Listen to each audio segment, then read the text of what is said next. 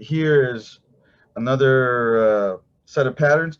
What's the size of the disadvantaged populations at your school? And so you can see here clearly the lower the number, for socioeconomically disadvantaged, the higher the population, the redder is going to be based on the premise that there's a disadvantage that comes with being poor, intellectually or academically. There may be some disadvantage from a resource standpoint, but intellectually there isn't.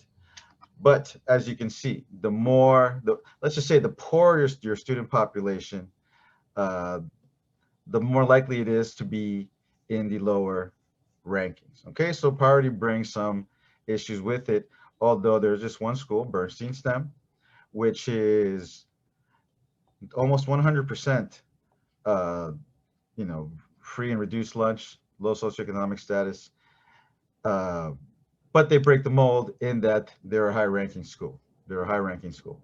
Now, uh, at the same time, you got to jump and look at the other two disadvantaged groups, right? That are always used for statistical purposes, to gain grants, to make more money.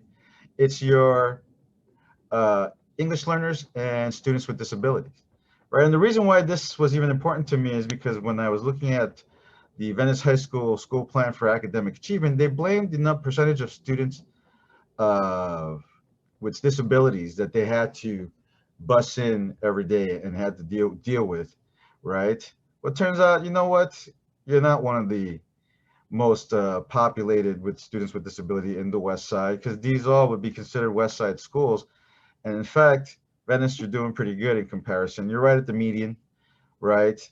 Uh, but see, so the lower the EL enrollment, the lower the student with disability enrollment, the greener. And so there's a connection clearly between how few of those you have and how high you rank, right? So the more green you have, which means the fewer you have of socioeconomic disadvantaged English learners and students with disability in your school, well, yeah, the better you're going to do. So this school, 100% almost poor students, but very, very few English learners, very, very few students with disability. They still have some, not like middle college. Middle college has almost, zero, right? But so Bernstein STEM breaks the mold.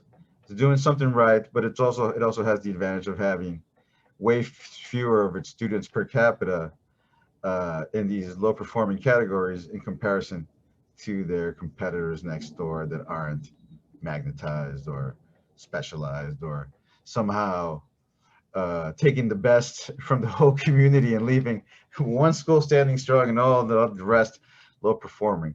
Not good urban planning, if you ask me. But that's what we're looking at. That's what we looked at today, which is what are the size of your demographic groups and what matters. And so, good news is the poorer your school, the more likely you're going to have trouble.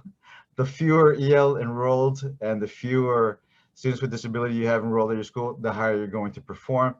Starts getting me to think, how good must these teachers be? Like, say these guys that are right in the middle have a whole lot, I mean, between students with disability and English learners, there's going to be overlap, of course, but let's say it makes it like an even 40% of the students. Yet they still hold it down at level 4. I wonder how much better the teachers here are than the ones here who come in with like 30% of the freshman population being gifted.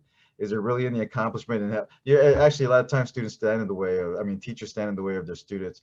So something to be thought about. That's something to be thought about.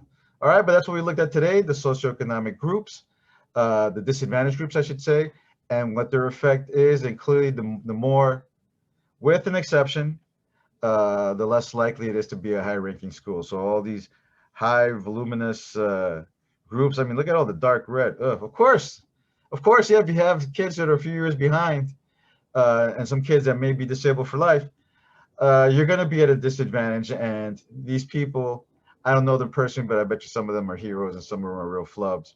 But uh, don't judge a book by its cover. Now you start getting into the character of the people at the school. Next time we'll talk about, does race matter? Does number of counselors per pupil matter? Does extra staff, expenses per student, expenses, salaries, all that juicy stuff coming in next time, part 5. Thank you very much.